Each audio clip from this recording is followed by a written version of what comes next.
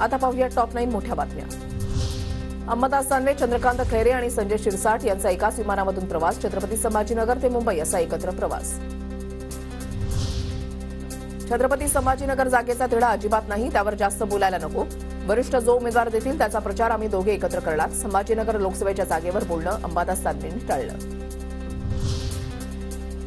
अशोक चव्हाणांनी अंतरवाली सराटीमध्ये जाऊन घेतली मनोज जरांगेंची भेट। मराठा आरक्षणाच्या मुद्द्याबद्दल दोघांमध्ये रात्री उशिरा चर्चा झाल्याची माहिती।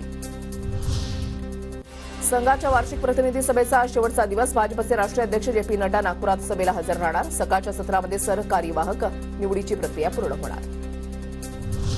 400हून जास्त अर्ज आल्यास निवडणूक मतपत्रिकेवर होणार। महाराष्ट्रामध्ये सुरू असलेल्या मोहिमेवर निवडणूक आयुक्तांचं उत्तर। 400 अर्ज आले तरी ईव्हीएमवर निवडणूक घेणं शक्य असल्याची माहिती।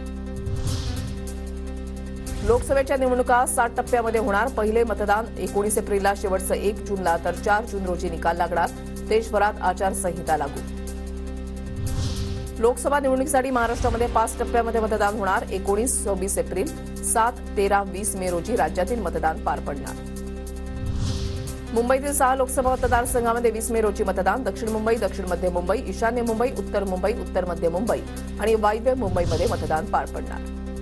20 तारखेला विरोधकांचे 12 वाजवण्यासाठी मतदान करा। सुट्टीमध्ये कोकणात गेल्यावर 20 तारखेला मुंबईला येऊन मतदान करा। जनसंवाद दौऱ्यावेळी उद्धव ठाकरेंचं मतदारांना आवाहन।